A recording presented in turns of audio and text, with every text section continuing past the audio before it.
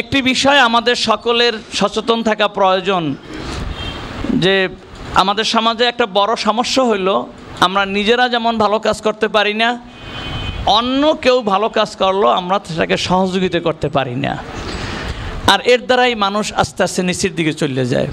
তো সমাজের এক শ্রেণীর লোক থাকতে হয় যারা নিজেরা ভালো কাজ করার চেষ্টা করে এবং নিজেরা না পারলেও যে ভালো কাজ করে সে যেখান থেকে যে অ্যাঙ্গেল থেকেই হোক সেই ভালো কাজটাকে তারা সম্মতি জানায়।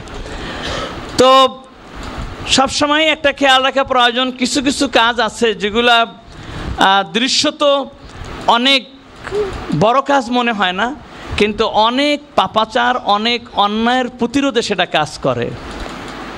তো এখনও ধর্ম নিয়ে আমাদের যথেষ্ট অজ্ঞতা এবং অন্ধকারে আমরা ডুবে আছি, যে অজ্ঞতার অন্ধকারের কারণে আমরা প্রত্যেকটা ভালো কাজকেই ভালো নজরে দেখতে পারি না।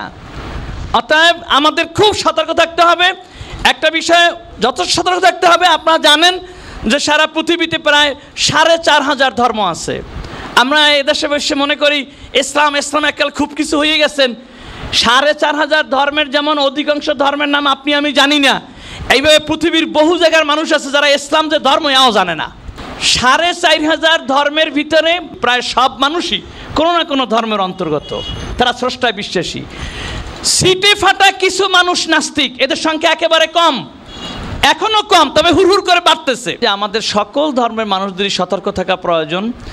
নাস্তিকেরা সর্বত্রই সারা পৃথিবীতে এরা সুযোগ ধরে, বিভিন্ন ধর্মীয় ত্রুটি, বিভিন্ন আমাদের কর্মসূচির ত্রুটি, বিভিন্ন পথ ধরে এরা সুযোগ ধরে। তো কোনো কর্মী যাতে এই নাস্তিকদের সুযোগটা না হয়, যেমন ধরেন কোনো মন্দিরে গিয়ে কোরআন শরীফ রাখলো, এটা কোনো ধার্মিকের কাজ হইতে পারে না, এটা নাস্তিকদের একটি কারসাজি। আবার মসজিদে এসে ডলে পিটান দিলাম, এটাও কোনো ধার্মিকের কাজ হইতে পারে না, এটা মূলত ধর্মের ছদ্মাবরণে নাস্তিকরা মানুষদেরকে ধর্মবিরোধী করার এক ষড়যন্ত্র। সুতরাং ঈদ একটি ইসলামের ধর্মীয় আয়োজন। এখন যে ধর্মই বর্ণনা দেবে তার অনুষ্ঠানটা কেমন হবে, নামাজটা কেমন হবে সেটা ইসলাম ধর্ম বলবে, ঈদটা কেমন হবে সেটা ইসলাম ধর্ম বলবে। সুতরাং ইসলাম ধর্মের একটা বড় বৈশিষ্ট্য হলো তাদের প্রত্যেকটা আনন্দ উল্লাস হবে অর্থবহ এবং তা হবে জনকল্যাণমূলক এবং সেটা হবে সর্বজনীন। অতএব তাদের আনন্দ উৎসবে গরিবদেরকে খাওয়াতে হবে, কাপড় দিতে হবে। আপনারা জানেন যে সারা মাস রোজা রয়ে এবার রোজা শেষে আমাদেরকে ফিতরা আদায় করতে, মানুষকে টাকা দান করতে হয়। সারা বছর টাকা কামাই করে আমাদেরকে জাকাত দিতে হয়, মানুষদেরকে আবার ওই অর্থ দিয়ে কাপড় দিতে হয়, খাওয়া দিতে হয়, ঘর দিতে হয়, ইত্যাদি সহযোগিতা করতে হয়। কিন্তু অনেক সময় আমরা নাস্তিকদের ষড়যন্ত্রে এই মূল থিমস থেকে সরিয়ে গিয়া আমরাও একটা নিরর্থক কার্যক্রমে, আলহামদুলিল্লাহ আল্লাহ শকর যে জালকাঠির সর্বশ্রেণীর মানুষ আমরা সচেতন। আল্লাহ আমাদেরকে তৌফিক দান করুক।